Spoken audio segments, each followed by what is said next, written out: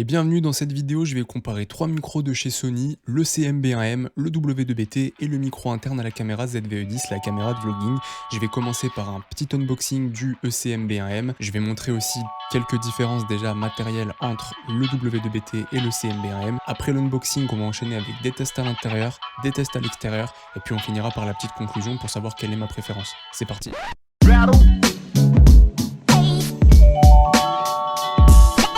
Retrouve pour l'unboxing du Sony ECM-B1M, le micro canon qui se connecte à travers l'interface audio numérique, donc c'est ce qui est présent sur le dessus des caméras Sony, dont le ZVE10. Là ça brille un peu, je vais le tenir en biais de manière à ce qu'on puisse lire correctement et nettement. Sur le côté, qu'est-ce qu'on retrouve? Qui nous dit qu'en gros on peut gérer les paramètres facilement, qu'on peut gérer la directivité du microphone. Au niveau des directivités, on peut enregistrer tout ce qui se passe devant l'appareil photo et vraiment en face. Par exemple, si vous vous filmez en vlog, on n'entendra que vous. En tout cas, on entendra surtout ce qui se passe vraiment dans l'axe du microphone. S'il y a des gens à côté de vous, on les entendra moins. Là, par contre, on va entendre devant la caméra, mais un peu élargi. Donc ça veut dire que si vous avez des gens avec vous à gauche, à droite, ça va aussi les capter. Là, en revanche, on va enregistrer à 360 degrés, donc tout ce qui se passe autour du micro. Et là, ça va servir à entendre celui qui filme, qui tient la caméra, et ce qui se passe devant et sur les côtés, mais ça peut aussi servir, au-delà des voix, à enregistrer des ambiances, le bruit de la ville, le bruit de la nature. Ici, il nous dit qu'il y a d'inclus le microphone. Il nous dit aussi qu'on a l'étui, qu'on a la bonnette anti-vent qui a l'air sympathique et bien foutu de ce que j'ai vu, et le capuchon de protection du connecteur. C'est pratique pour pas abîmer le matos quoi. Il y en a un aussi sur le W2BT, mais ça se présente pas pareil, je vais vous montrer après pourquoi. Allez, on commence à déballer tout ça. C'est parti. On va ouvrir ça. Packaging sobre, hein, comme d'habitude. Sony, franchement, moi, tout le matos que j'ai acheté de chez Sony, à chaque fois, il y avait vraiment l'essentiel. Ils font pas des designs de fou furieux. Là, c'est sobre. Moi, j'aime bien. Ok. Du plastique, évidemment. On a la fameuse bonnette anti-vent. Ouais, bah c'est... voilà, oui, non, elle est qualitative hein, à l'intérieur. Franchement, c'est pas mal du tout. Et puis, l'élastique, là, l'espèce de cordon qui fait le tour, qui va servir à serrer, il est de très bonne facture aussi, ça a l'air cousu bien solidement. Il y a une bonne densité et tout, je pense que ça va bien fonctionner au niveau du vent. On a une jolie pochette pour ranger un peu le matos, avec un scratch, tac, et à l'intérieur, le fameux microphone. En effet, là on voit donc les capsules, voilà les capteurs. Il y en a 8, donc 8 capteurs quand même. On va voir quel son ça fait après. On a, pour passer soit en digital, soit en analogique, si vous le branchez sur l'interface audio numérique qui est propre à Sony, alors dans ce cas-là, il faudra se mettre en digital. Si en revanche, vous utilisez un câble pour le brancher sur une petite prise jack ou quoi, là, il faudra passer en analogique. Le design du micro en lui-même, je dirais pas que ça me déplaît, mais ça me plaît pas non plus. Je veux dire, je pense qu'on s'y habitue, et de toute façon, avec la bonnette, c'est pas dérangeant, je pense. Et voilà, là, ça ressemble à un micro. Là, on a donc pour la directivité. Les boutons, je trouve qu'ils sont... Comment dire? Déjà, c'est assez sensible. Enfin, quand on touche, ça passe vite de l'un à l'autre. Donc, il n'y a pas beaucoup d'espace entre chaque cran. Et je pense qu'en situation de tournage, en vlogging, ou dans des situations où il faut aller vite, il y a moyen de vouloir switcher pour une quelconque raison et de se tromper dans le choix. Au niveau des filtres, on a off, low cut pour couper les basses fréquences et le noise cut. Là, ça va servir à couper tous les bruits de fond. À voir si c'est plus efficace de faire noise cut directement et de pas se faire chier au montage, ou alors de laisser tout en off ou en low cut et puis de venir bidouiller le son en post-prod. L'attaque, 0 dB, 10 dB, 20 dB, c'est pareil que sur le W2BT. Audio level. Très pratique ça, parce que avec le W2BT ça se fait automatiquement, on n'a pas la main dessus. Avec le micro intégré du ZVE10 qui est bon aussi, d'ailleurs on va faire le test, hein, on va comparer les trois. Sur le ZVE10 donc directement en natif, on doit le régler à partir des paramètres. Là on a une petite molette, c'est sympa, mais on peut aussi, comme le W2BT, laisser en automatique. Là on a le fameux capuchon qui sert à protéger le connecteur. On va essayer de l'enlever sans tout péter. Voilà, capuchon, connecteur. Et là, on a la molette, donc qui permet de serrer à ce niveau-là. Là, ça détend, donc ça laisse passer. Et là, tac, ça resserre. Donc ça vient fixé solidement à l'interface audio numérique. Et on voit que il y a du jeu, ça c'est pour apparemment absorber les chocs. Alors de ce que j'ai vu, il y a certaines personnes qui s'en plaignent parce qu'apparemment ça vient taper des fois, suivant si on fait des grands mouvements brusques avec des chocs et tout, ça vient taper et on entend un bruit. Le micro capte le bruit. On va faire le test. Après, comme d'habitude, on a les notices. En comparaison, pour ce qui est du W2BT, c'est deux parties, hop et hop, le micro qui vient se clipser au vêtement et qui sert aussi d'émetteur. Donc on peut brancher par ici, tout petit micro qui vient se fixer au t-shirt et qui est quasi invisible, c'est pratique ça. Le récepteur, c'est aussi un micro, ça là, ça enregistre la voix. On a le choix, passer soit en micro unique, prendre ce qui se passe derrière la caméra, soit un mix, là on a les deux, soit uniquement le micro-cravate. C'est super pratique pour faire des interviews, on peut vraiment s'en servir pour plein de choses. Pareil que sur le CMB1M, on a digital, off et analogique. Enfin non, off on l'a pas sur le ECMB1M parce qu'en fait le ECMB1M, il est alimenté directement par l'interface audio numérique, donc il n'y a pas besoin de le recharger. Alors que là, on va être obligé de recharger les deux parties. Il y a des petits, voilà, on peut brancher ici pour recharger. Là, c'est pour l'analogique, c'est pour brancher le câble sur l'appareil. Là aussi, on a le port de recharge. On a l'attaque, donc le gain, comme sur le CMB1M 0, 10 et 20. On-off, là on a fait le tour un peu. On va passer à la partie comparaison en intérieur, de comparaison en extérieur. Je vais essayer de trouver un endroit où il y a du vent, du bruit de fond. Comme ça, on pourra avoir un rapide tour d'horizon de ce que sont capables de délivrer ces deux microphones de chez Sony. Allez, on se retrouve pour le test en intérieur, dans une pièce qui n'est pas traitée pour l'acoustique, avec pas mal de résonance, c'est pas excessif non plus. On va comparer ECM B1M que j'ai déballé tout à l'heure avec le W2BT qui est donc en deux parties comme je l'ai montré. Et là, on est en train d'enregistrer sur le micro intégré du ZVE10 qui apparemment est bon. Moi je trouve aussi, plus en extérieur qu'en intérieur. Et je crois qu'on va être pas mal déçus en fait des autres micros aussi, tout simplement parce qu'il y a de la résonance et que ça les capte. Donc il n'y a pas grand chose à faire sur ça, si ce n'est de traiter la pièce ou alors faire du traitement audio après en post-prod. Mais là ça demande aussi du travail et moi j'aime pas me prendre la tête. Donc là le but ça va être de comparer les trois micros, voir lequel est le plus adapté à un usage intérieur. Donc on est actuellement sur le ECM B1M avec le niveau du son en automatique. J'ai pas mis de filtre, je me suis mis sur 0 dB et j'ai mis en directionnel, donc vraiment ce qui se passe devant la caméra. Je vais pas essayer ce qui est directionnel élargi parce qu'en fait, quand ce sera dans un usage intérieur, je vais vraiment me filmer que moi. C'est pour faire des présentations comme ça par exemple. Je le testerai à l'extérieur, pareil pour le omnidirectionnel, ce qui prend tout le tour de la caméra, du micro, parce que pareil, ça sera pour un usage extérieur, déjà qu'il y a énormément de résonance. J'ai pas d'intérêt à utiliser l'omnidirectionnel dans une pièce comme celle-ci. Donc là, je viens d'activer le noise cut qui devrait nous permettre, sans avoir à traiter l'audio en post-prod, d'avoir un meilleur son, parce que normalement, il est censé vraiment isoler ma voix et couper les bruits parasites. Là, je suis en directionnel, je suis vraiment face cam, peut-être que ça donne un bon rendu. Je suis curieux de savoir à quel point est-ce que ça fonctionne à l'extérieur, avec des bruits de voiture, des bruits de travaux par exemple. Parce que là, il y a des voitures qui passent, mais moi je suis en campagne, il n'y a pas tant de bruit que ça à l'extérieur, et en plus j'ai les fenêtres fermées. Voilà, donc low cut activé, j'ai pas touché le niveau du volume, je laisse gérer en automatique par le micro, parce que j'ai pas du tout envie de m'emmerder, en sachant que ce micro-là, je l'ai acheté surtout pour me simplifier la vie. Donc, low cut activé, qu'est-ce que ça donne au niveau des basses fréquences comparé au premier enregistrement? Ça, je le verrai juste après, vous avez ça en direct, moi je le verrai après au montage. Allez voilà, donc là je suis sur le W2BT et j'ai mis sur moins 20 dB parce que quand je regarde le retour de l'écran, je vois que ça monte vite. Si j'étais en 0 ou en moins 10, je pense que ça saturerait. Après je me trompe peut-être, mais par sécurité, je préfère me mettre en moins 20 dB pour pas que ça clippe et qu'on se dise ok, le W2BT il est pas bon. C'est un bon micro je trouve. Après je trouve aussi qu'il enregistre beaucoup de basses fréquences et il n'y a pas de low cut là-dessus.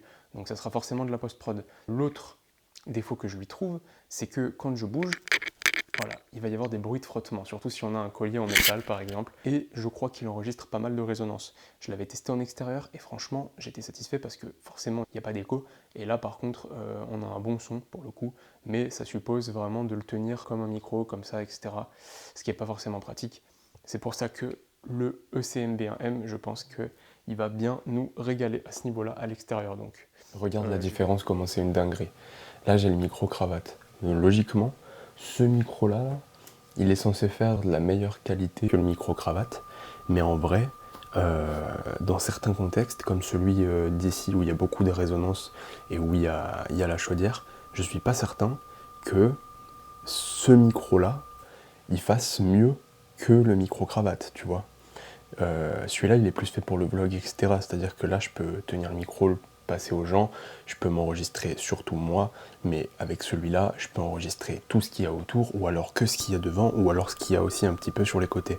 Donc si jamais je tiens la caméra à bout de bras, je peux enregistrer les gens, etc. C'est plus pratique. Maintenant, je vais changer, je vais mettre celui-là, je vais le laisser en mode automatique comme là, et on va voir la différence de son. Et après, je testerai aussi le son de la caméra. Là, j'ai mis le second micro, le long que je t'ai montré, et je l'ai réglé vraiment vers moi. Donc il prend pas ce qu'il y a sur les côtés, il prend pas ce qu'il y a derrière. Mais t'entends quand même la chaudière. Et après, je pense que le son est bon. Je pense que le son est bon quand même. Voilà. Donc là, je suis en mode... il prend tout ce qu'il y a autour. Donc tu dois de ouf entendre la chaudière et les résonances. Je suis curieux de voir la différence entre les deux en vrai. Maintenant, je vais prendre avec celui de l'appareil photo. Donc là, je prends avec celui de l'appareil photo. C'est intégré dans l'appareil. La particularité de cette caméra-là, c'est qu'elle a été conçue pour le vlog, donc ils ont fait en sorte de mettre des micros embarqués qui soient bons. Alors que d'habitude, déjà le son là, tu vas voir, il est un peu moins bien peut-être que celui du micro-cravate et celui de l'autre micro, mais il est potable quand même, il est utilisable quand même, et ça c'est une grosse dinguerie, parce que vraiment, sur les autres caméras, les autres réflexes, etc., les micros embarqués sont mais pourris de ouf. Et ça te change la vie, parce que si t'as que la caméra, que t'as pas le temps de monter un micro, que tu veux filmer un truc en speed, tu peux quand même utiliser le son et c'est une dinguerie. Voilà. Dis-moi ce que tu préfères en termes de son pour cette configuration-là à l'intérieur avec la chaudière, etc., les résonances. Ça vaut ce que ça vaut, mais c'est un test qui est intéressant et qui se devait d'être fait pour voir. Allez, test du micro dans un environnement sonore totalement saturé. On est en super cardioïde, donc vraiment dirigé vers moi. Et derrière la musique. Là, il y a des super bouquins sur les oiseaux, c'est magnifique. On en apprend vraiment, il y en a toutes les couleurs. Regardez vraiment celui-là, il est magnifique. Je passe maintenant en noise cut, donc vraiment toujours super cardioïde. On a vraiment le bruit de la route, on a la musique derrière, on a Camille et Kylian qui sont en train de parler ensemble. Voilà, je suis curieux de voir comment est-ce qu'on entend. On croise les doigts. Et bienvenue, on est en montagne, donc il y a un petit peu de vent, c'est parfait pour tester les 3 micros. On va mettre la bonnette comme il y a un peu de vent, comme ça ils sont tous sur un pied d'égalité. La différence c'est que sur le ECM-B1M, on a pu régler le volume manuellement, alors que sur le W2BT, problème, on peut pas le faire. Là on est en super cardioïde avec la bonnette. Normalement dans le casque on m'entend bien, on verra après ce que ça donnera. Je me pose la question de qu'est-ce que ça donne avec le noise cut. Donc là on est passé sur le noise cut, on a testé tout à l'heure dans la voiture et en fait ça rajoutait du bruit, c'était trop bizarre. Au niveau du low cut, je vous l'avais dit ça au moment de l'unboxing, il y a un jeu au niveau de tout ce qui est amorti là du micro, et quand on court ou quand on marche, il y a un bruit qui tape quoi, et normalement le low cut le supprime un minimum, donc ça c'est cool. Donc là je suis en super cardioïde, moins 10 dB, volume auto, filter off. Et je vais me mettre à courir comme un gros crackhead, ce que je suis évidemment. Et puis on va voir si on entend du bruit, en sachant que là j'ai pas activé le stabilisateur, donc à tout moment ça va être dégueulasse. Si je me casse la gueule et que vous rigolez, je pète un plomb. C'est bon ou pas? Allez, c'est parti hein.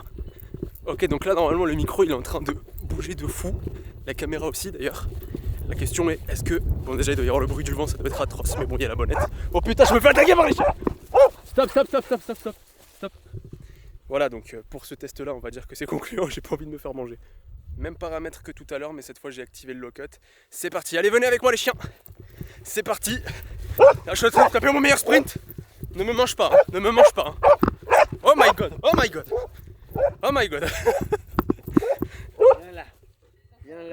On est de retour, cette fois j'ai branché le ECM-W2BT, et ce que je vous disais en fait pendant l'unboxing ou je sais plus, c'est que justement celui-là me permet d'être super loin.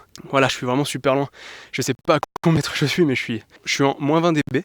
Voilà, on a mis que mic, parce que du coup Kylian il est derrière le... Par exemple là, tu peux passer en mix, tu regardes sur la droite là, t'as un petit bouton, tu mets sur mix et normalement on va pouvoir parler tous les deux. Il a le retour son en plus, donc ça veut dire qu'on peut parler. Donc là par exemple je vais poser une question, Kylian, tu t'entends là quand tu parles ou pas? Je t'entends tout à fait.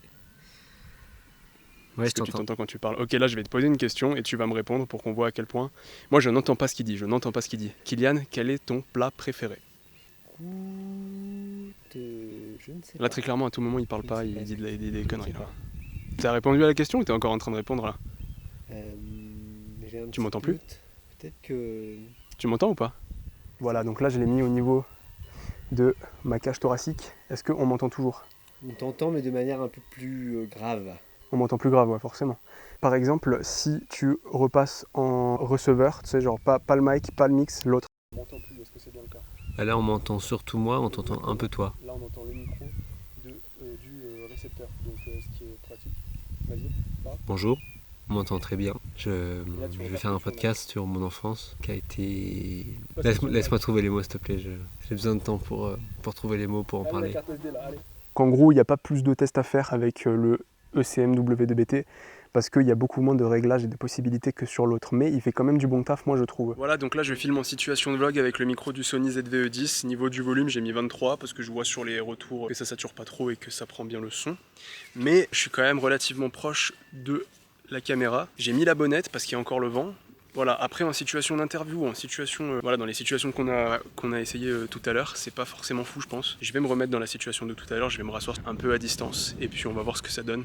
Mais sinon je crois qu'en vrai il fait des trucs utilisables, hein, le micro du Sony ZV-E10, il y a pire. Il y a largement pire. C'était vraiment un des arguments de vente de cette petite caméra quoi.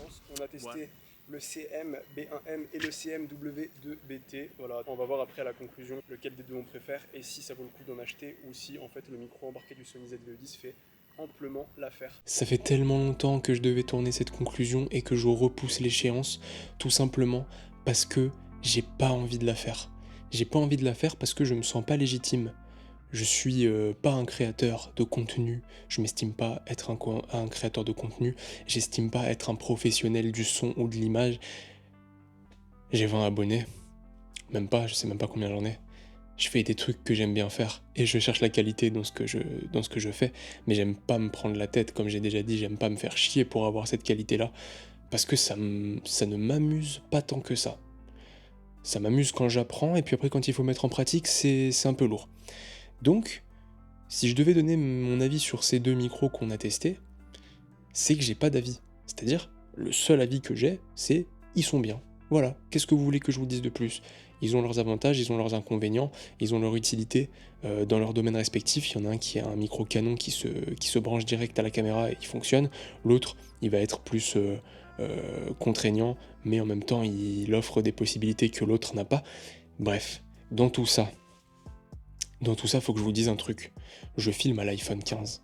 Je filme à l'iPhone 15 et je n'enregistre pas avec le micro-cravate W2BT, j'enregistre avec le DJI Mic 2. Pourquoi? Parce que j'ai trouvé mieux du coup que le W2BT. Dans la boîte, il y en a deux des micros. Il y en a deux. Il y a aussi le récepteur. La praticité de la chose, c'est incroyable. C'est un condensé de petites fonctionnalités qui font que tout devient simple.